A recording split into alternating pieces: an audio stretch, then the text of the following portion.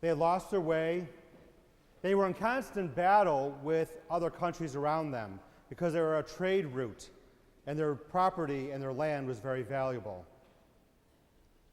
At one point, Jeremiah was sent to warn the people to turn away from their ways, or else God would turn away from them.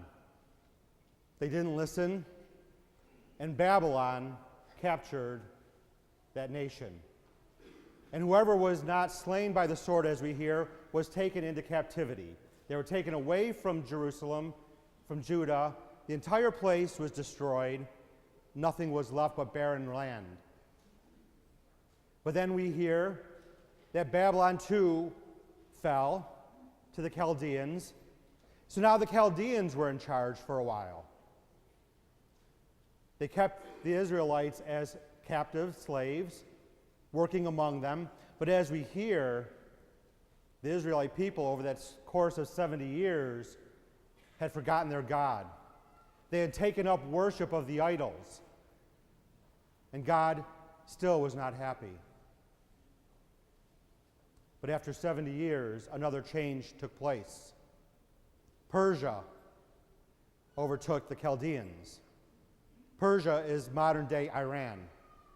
And the king of Persia, Cyrus, as we hear, in the first year of his reign, received a message from the one God. You will build me a temple. He was not of the Jewish faith, but he is obviously a very kind ruler because he listened to this message. He freed those people, the Israelites, who had been captive for so long, and he sent them back home. Go back to your native land. He said, will build you a temple in worship of your God. Follow his laws and his commands. What would you have done if you were Cyrus and you had all this power? As he said in the reading, God has given me rule over all the kingdoms of the earth.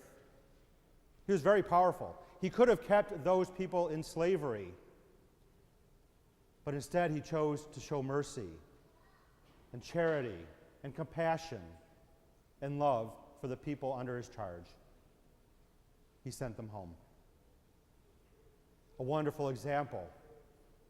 One that we are called to follow. But how do we do it in our life? How do we show compassion and charity to others? We're called to do that through our ministry, in the way we work in the world. How do we treat others? How do we serve them?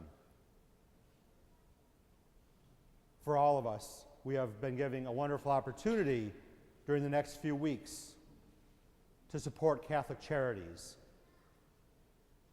the service arm of our church here in Buffalo, the ones who go out and take care of those who we can't do on our own, the organizations that fall under that wonderful umbrella known as Catholic Charities. We can support by our prayers and by our financial support. And by doing that, we bring Christ into the world.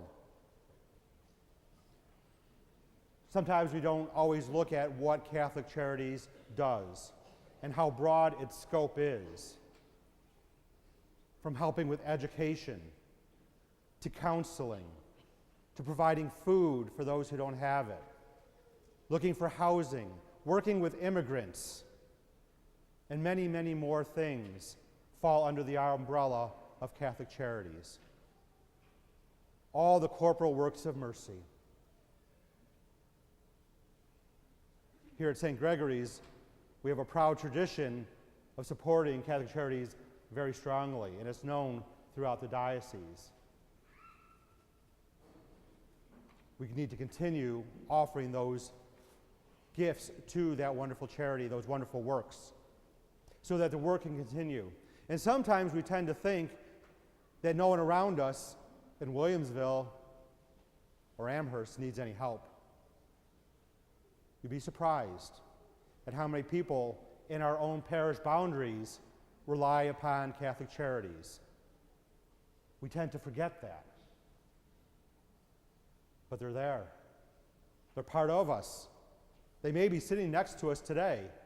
Unbeknownst to us, they've had Catholic Charities help them. And because we support Catholic Charities, we've helped them, just as King Cyrus helped the people of his time. Counseling, especially, is often needed for children, for marriages that are in trouble, for people who have addictions. All turn to Catholic Charities for help. As we hear in our gospel today, I'm going to paraphrase a little. Take the works that you do into the light, so that those may see that it is God who is doing those works.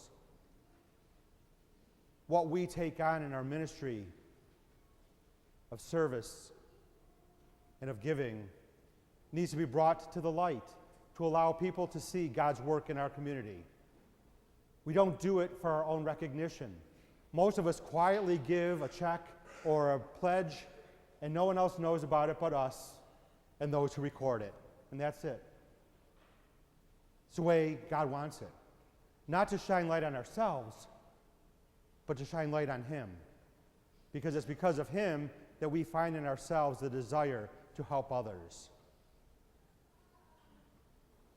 John talks in the beginning of our reading today how Moses held high the serpent, the bronze serpent, to heal. But that Jesus too would be held high to heal. By our works of charity, by our works of providing to Catholic Charities, we take that cross, we take that image, and we lift it high for people to see. God and His people helping, providing services, regardless of the beliefs, the race, the age, the education of the people that are being served. We don't ask questions. We just help. But we also need to take it one step farther. Not only do we need to provide financial support, but we also need to provide our prayer support and our active support to protect Catholic Charities. It's under attack around the country. There are dioceses across the country who, because of laws that have been put in place where they live, have had to cease doing certain services because the government overreached into their work and not allowing them to proclaim themselves as a Christian service if they are to do this work. So some of the bishops have made a decision to pull back on some of the services. We can't allow that to continue to happen. We need to fight in support of these ministries that we have. We can't allow the government to tell us how to do our ministry. That's our decision, not theirs. So let us offer our financial support over the next couple weeks. The actual campaign starts next Sunday, and it will continue until we reach our goal of over almost $11 million this year. Vitally needed, but somehow Buffalo always comes through. We always make that goal. So let's do our part. Let us allow Catholic Charities to do their ministry. And by our support, they are able to lift Christ high for people to see.